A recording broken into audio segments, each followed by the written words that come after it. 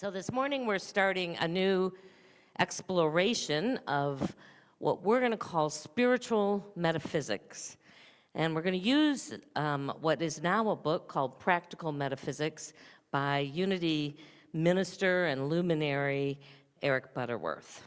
And it actually wasn't written as a book. It was a course that got taught to ministerial students a number of decades ago, and then it was eventually made into a cassette course that anybody could order and take. Any of you ever order courses on cassettes where you'd get, a whole series of 8 or 10 or 12, and then you'd listen to them? And then eventually, Mark Hicks, who has created the website truthunity.org, and has made it his mission to transcribe and make available as many of these kinds of courses that are on outdated technology or were part of the old instructional Unity school, so that everyone has the access to them. Metaphysical is one of those words that's often mentioned in our communities, in New Thought, in Unity, and yet a lot of people aren't quite sure exactly what that means. What does it mean that we're going to study it metaphysically? Well, the word literally means beyond the science of nature. And today, it really exists more in a branch of philosophy. There's metaphysics of a number of things, mainly looking to study, to understand life beyond the physical.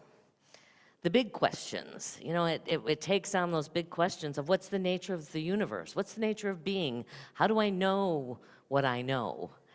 And spiritual metaphysics expands it even further, more specifically, to try and understand the nature and the relationship of God and humanity and all of the creation. Our co-founder and ardent metaphysician, Charles Fillmore, describes metaphysics as a systematic study of the science of being. Remember, we talked last week about having that energy and that word of who we want to be, not what we want to do, not what we want to have, but who we want to show up in our beingness. And so it's this systematic study of the science of being, that which transcends the physical, and the subtitle is A Pursuit of Truth, because that's the eternal truth lies somewhere out there in that realm of being. And the author reminds us that the most important mindset, and it's really beyond just a mindset, because this is not something we can just come to intellectually. It requires us using that intellectual brain, our heart brain, and our intuitive brain. We got to get the whole beingness involved in this.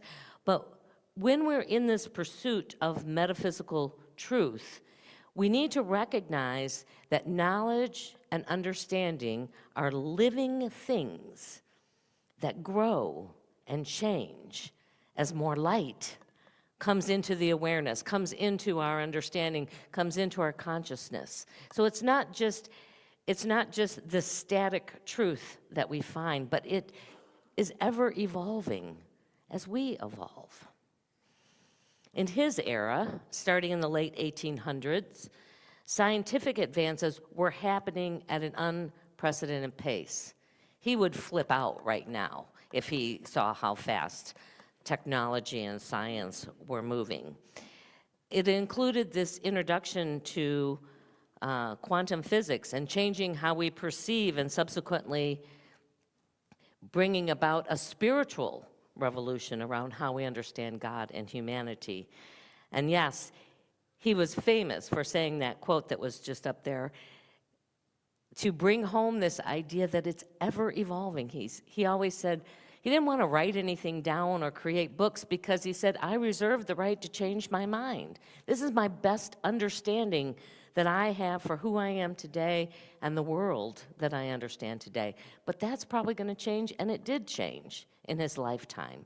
This whole idea of the atom and being able to split an atom, he was certain we were going to find that God particle right in there. We haven't quite identified that, but science was going to bring what we had intuited and understood metaphysically for a long time into our awareness. And it's doing it now in this whole arena of science and how it's studying the brain and our consciousnesses and how we measure that in our brain waves, in our heart waves, in our all sorts of things. I'm looking at Denise because Joe Dispenza's doing a lot of this work, which I know she's very involved in. I mean, we're getting to know how it actually works. This idea of, as Grant just mentioned, you know, what we hold in mind, what we hold in heart, we attract into our experience. How does that work, literally? And the more we can understand that, the more we can actually begin to direct it. Right now, we just feel like, you know, I don't know, I have good intentions, I start the day out right, and by the end of the day, you know, I'm right back where I always seem to land.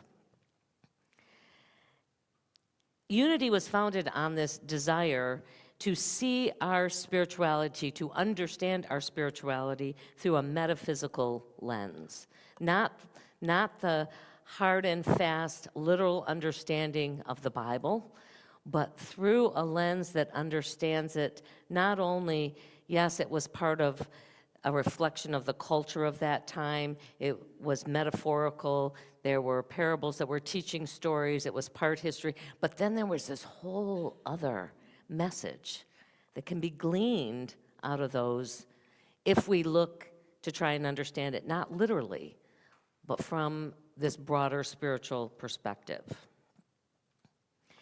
E.E. Slauson described this metaphysical lens, and this helped me a lot, like a pane of glass, something to be seen through, not to be looked at.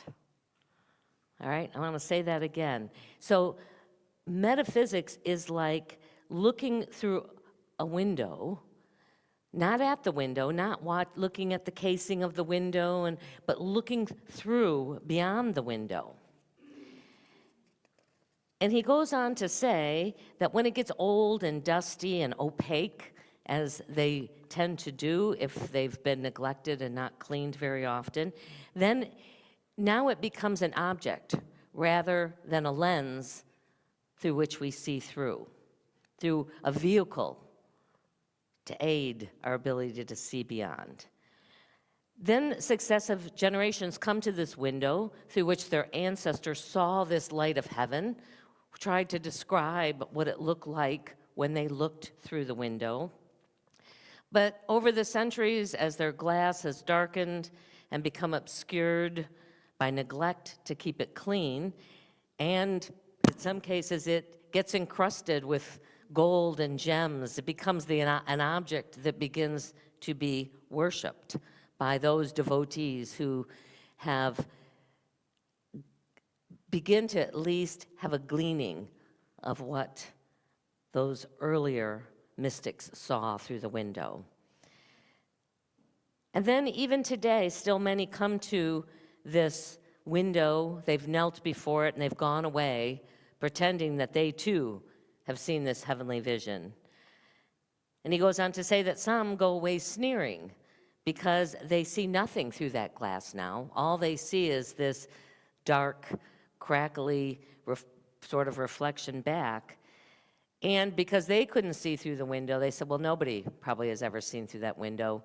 The first one was a liar, and the rest have been hypocrites who also tried to say that they could see something through that. A lot of people see that as a reflection of what Christianity is like today, that the window has gotten so opaque that it's difficult to see through what the message is. It becomes about the institution more than about the practice, the way, as the early Jesus followers called it.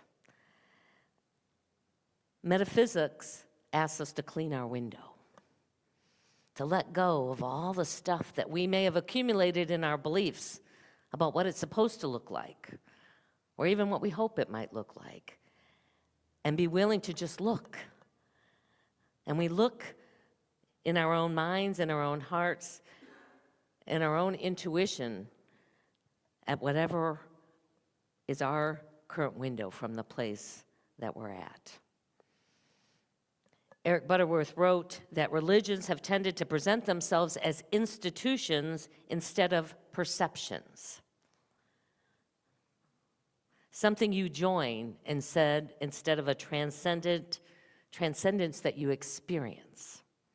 We've tended to believe that God works exclusively through the machinery of an institution that we call church, and to get close to God, that's where we have to go. I know, I'm about to blow up this whole model of you have to go to church.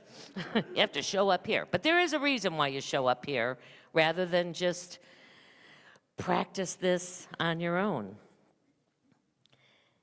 And that wasn't what the early followers of Jesus, those ones who had been the closest, the cleanest of the window in which he saw and described life through.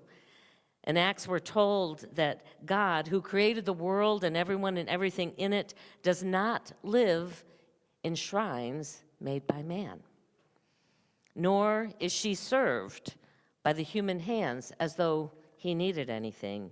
And yet, it's not far from each one of us, for in him we live and move and have our being. Yes, I know I mixed up all the pronouns, because that's another thing that we tend to do that gets encrusted in there is this idea, and perhaps it was the best idea of the people that of the time could see through, of God as somehow in human form.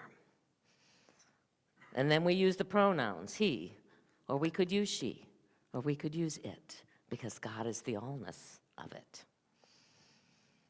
We gather in churches and communities for a specific reason, and that is to practice and to demonstrate the truth, the highest truth that we can say yes to, that resonates the highest with us, the one for our community that we look to measure against the master teacher and what he taught. That's the truth that we are trying to embody as we go throughout our day. It becomes the space. This becomes the container, a safe container, one that hopefully most of the time we can be free of judgment and full of love, where we're challenged to dig within, to connect with that presence within us and allow it, through that connection, to transform our lives, to transform and renew our minds, to give us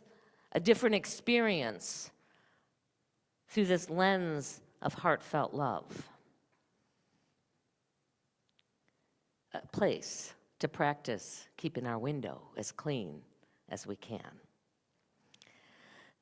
So here's something that Eric Butterworth invites us to ponder, our first big metaphysical question. He describes it this way. He said, when we're talking about God, this creative force, God is an allness in which I exist as an eachness. Take a moment and think about that. God is the allness, and I am a part of that as its own separate but whole eachness. And that one, some of these big concepts, they're head scratchers, they're hard, they're mystical beyond sometimes what we can glean from being in the world. Another way you can think about it, something that we say more often, is I am an expression of God. Traditional Christian teachings describe God as omnipresence, everywhere present, in every space and time. And yet most, which includes us, most would think it would be blasphemous to say, I am an expression of God. Somehow we've kept that presence of God separate from us. Even though we say God is everywhere present, it's in the very air that we breathe, but somehow there is this disconnect that we've bought into. Metaphysical exploration asks us to go deeper, to consider how this omnipresence of love is in me, how it is working through me, how it is surrounding me, how it is guiding me and directing me, and so much more. How is it? Not only the way we can think about it, but feel about it, and tap into an otherworldly awareness about it. How does that show up when I am an expression and God is expressing through me? You know, another analogy that's helped me to grasp this big picture inquiry about this allness of God in which I'm an eachness is looking at a body of water.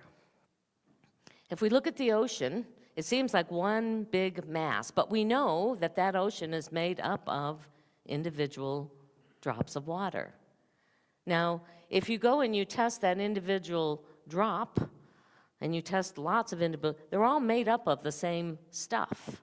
They have the basic same DNA, and when they're in the allness, it's difficult to see how you're separate because you're just part of one big moving field of water and energy. But yet, if we pull that drop out, we see it's no different from the rest of the ocean. It's just now looked at and can be, at some level, experienced separately. So as we go into our meditation time today, because that's where most of the answers get found, is in the stillness and sitting in the question and allowing, as we look through our own window, our own understanding and experience of what this allness is. So I would just invite you right where you are to just set aside anything you might be holding on to, even setting aside all of those thoughts that might be questioning this, that might be arguing with it even. Take a little Windex and clean the window of the spirit world, of the eternal world that you want to gaze through in this time of inner reflection. As you take a couple of deep breaths, let those breaths bring all of you into this present and now moment. The very presence of God is only available in the present moment. And with each breath, you just begin to release all of the other thoughts about this day, what it's brought, what it might bring, and just be here in mind, in heart, in that space where we are eternal spiritual beings that some call our spiritual womb, our gut, our intuitive nature. Bring all of those parts of you. And let these words just ruminate through each part of your being, the thinking part, the feeling part, and the knowing part. God is the allness in which I am an eachness.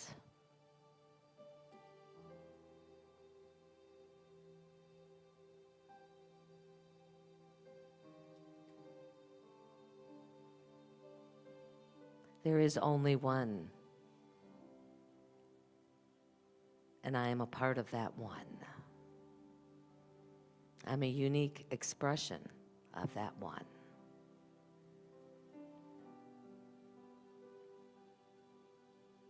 Ask to be shown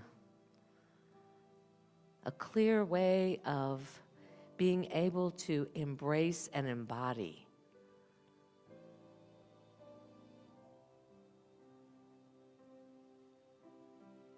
to see this as a truth that endures long beyond our time on this earth or occupying this human experience.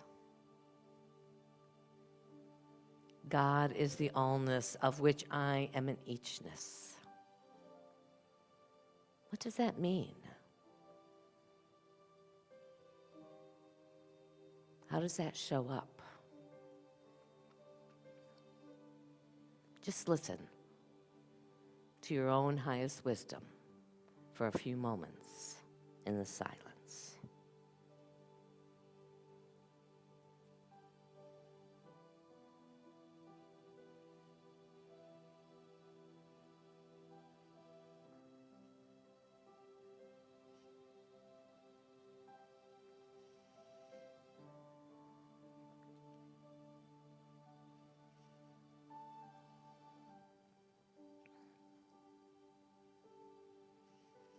Take another deep breath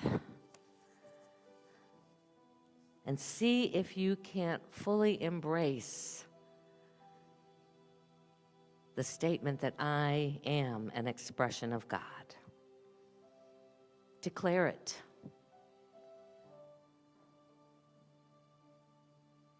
And know it. Not just in this moment, but in all the moments to come.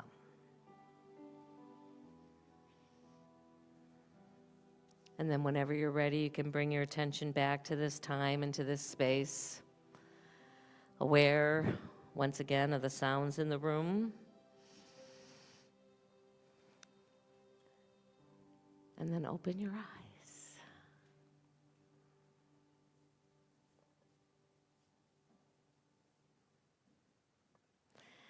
So our invitation this week is to simply see how often we can practice the presence.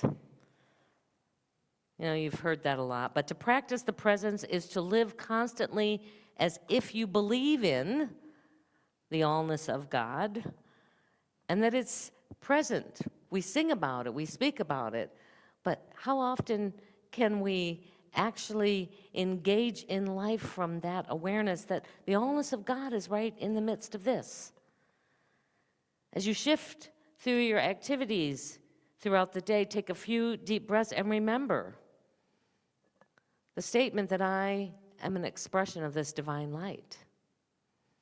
And if there's particular areas that you're struggling with right now, to focus on aligning your wholeness there, because there's so many different facets to this allness and to this eachness.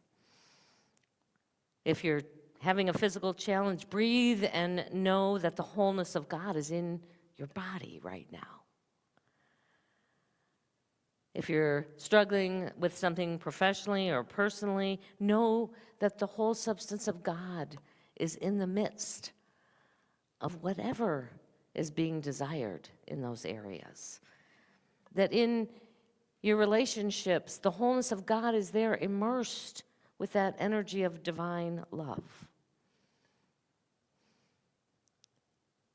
And as you begin each day to take a little time to clean the window from which you will experience it through. Every day, sort of doing a little housekeeping to let go of any beliefs that all of a sudden show up that you realize aren't a part of the lens and the window through which you now look. Allowing yourself to be totally open to what you discover. I will have to say that, you know, I've experienced this, and I've had a few people in the Whitestone last week. You know, if you ever did you get a word and you went, no, sorry, not that word. And then you went, could I have another word, please? Until you settled on one that you went, okay, yeah, that's a word I can be. Part of this is just being willing to say, whatever shows up, I'm going to use this as an opportunity to discover the allness of God in the midst of it, to be that expression of God. So next week we're going to explore another big question, and that's, what is the nature of God? And what is the relationship between this allness and this eachness, between God and humankind? Give you some food for thought, but ultimately, the beauty of this is we all get to come to our own understanding and to live from that perspective. But I'll give you a little hint. You're the light of God. Well, it is our opportunity now to share of our financial good with our ministry. We are so grateful for all of the ways in which we receive our good. It is a function of what we have to do and be and collect and pay as part of this human journey, and we're just open to all the ways in which we receive our good. We say yes. And we are grateful for these channels. So let us take what we offer today into our hands, into our hearts, into that intuitive brain that knows that there is infinite possibilities of channels as we join and bless it. Together, divine love, through me, blesses and multiplies all that I have, all that I give, and all that I receive. Thank you, Father, Mother God. So we'll let you go ahead and stand up. Let's join hands and let's do our peace song together.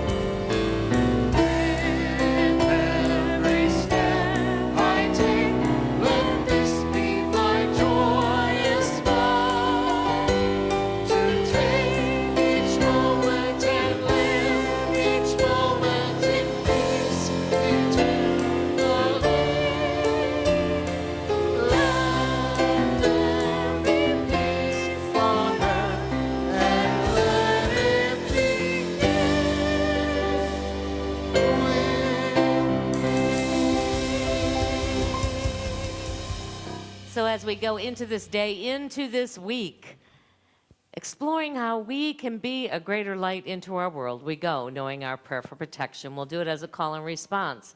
The light of God surrounds us. I am the light of God. The love of God enfolds us. I am the love of God. The power of God protects us. I am the power of God.